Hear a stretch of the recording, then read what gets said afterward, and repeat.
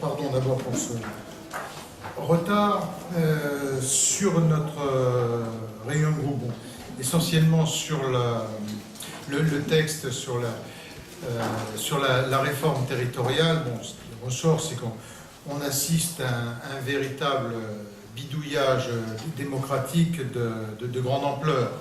Bidouillage démocratique de grande ampleur, que ce soit avec le découpage, avec le calendrier, avec les modes de scrutin, le matraquage complet notamment de la ruralité, le texte sur les compétences qui interviendra après tout ce bidouillage, et la crainte que nous avons, c'est que tout cela préfigure autre chose, et qui serait pour nous totalement inacceptable, et on a cru l'entendre dans les propos du président de la République, c'est les modifications de mode de scrutin pour les élections législatives. Et la crainte est effectivement forte qu'on arrive à cela, puisque ce texte aujourd'hui n'a aucun sens, aucune cohérence, c'est-à-dire commencer à parler de mode de scrutin, de découpage des régions sans se préoccuper un seul instant des compétences, en disant les compétences on verra plus tard, vider les départements de leurs compétences actuelles, et donc découpage, dérapage du calendrier, etc. Nous fait craindre vraiment encore beaucoup plus avec la modification du mode de scrutin, l'allusion appuyée du président de la République sur le droit de vote des étrangers, bon, alors qu'il sait pertinemment qu'aujourd'hui il n'y a pas cette majorité, donc si tout cela est agité, on se dit que si ce drapeau rouge est agité, c'est bien pour essayer de faire passer autre chose.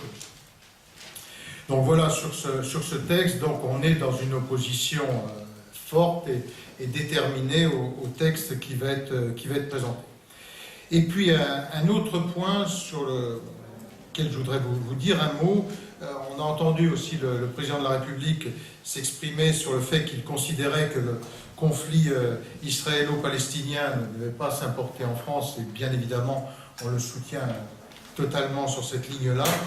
En revanche, nous avons été choqués, pourquoi dire scandalisés, par la violence et la haine véhiculée dans les manifestations, où on a vu des manifestants s'en prendre de façon haineuse et hostile à nos compatriotes de confession juive. Ces manifestations, je crois qu'on ne doit pas tergiverser, elles doivent être interdites, dispersées, réprimées avec la plus grande force, et les meneurs doivent être traduits devant les tribunaux. On ne peut pas accepter de tels débordements de haine sur le sol français à l'égard de certains de nos compatriotes. Et donc on attend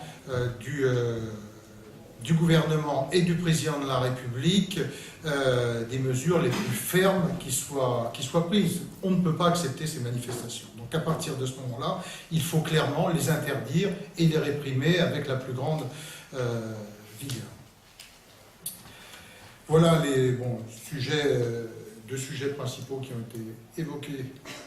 Il y a combien d'amendements UMP sur la réforme territoriale? Je sais pas, amendements de groupe ont une dizaine. Après, bon, les amendements honnêtement, je ne les ai pas en tête. Hein. Une dizaine qui reposent sur la réaffirmation du rôle de la création du conseiller territorial, puisque on était, nous, sur une vraie réforme. Là, il n'y a pas de réforme. C'est un bidouillage démocratique scandaleux qui est fait. Mais il n'y a aucune ligne de fond dans cette réforme. Ce n'est pas quand on va regrouper ici ou là deux régions qu'on va changer quoi que ce soit.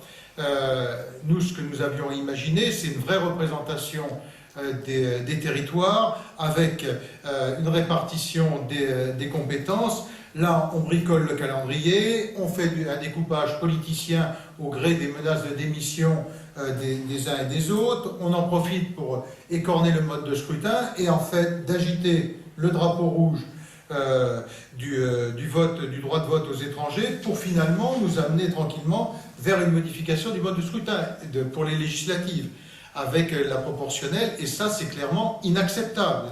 C'est vraiment pour nous un sujet qu'on ne peut pas laisser passer et qu'on ne laissera pas passer. C'est pas dans le programme du candidat Hollande? J'ai écouté son intervention hier. Vous savez, cette réforme qui n'a ni queue ni tête, qui est proposée là, vous expliquez qu'on commence par découper sans se préoccuper des compétences, c'est-à-dire qu'on travaille sur le périmètre sans savoir pourquoi c'est faire, et qu'on modifie les périmètres au gré des menaces de démission de tel ou tel ministre ou parlementaire en vue, c'est quand même quelque chose d'invraisemblable.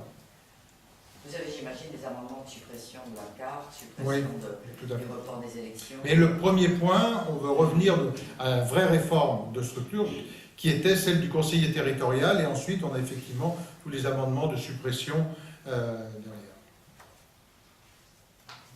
Quand vous dites sur les manifestations, je parle de l'autre sujet, Oui. sur les manifestations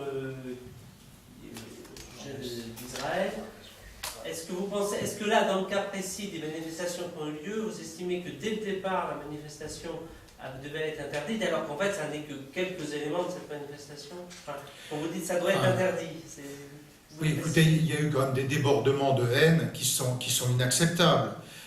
On est dans quelque chose qui était organisé. Et c'est la raison pour laquelle je dis qu'il faut prendre les enseignements de ces manifestations. Et à partir du moment où ces meneurs sont encore en initiative avec les drapeaux noirs agités devant des lieux de culte, il n'y a pas d'autre solution que de les interdire, de les disloquer, de les réprimer et de condamner fermement les meneurs.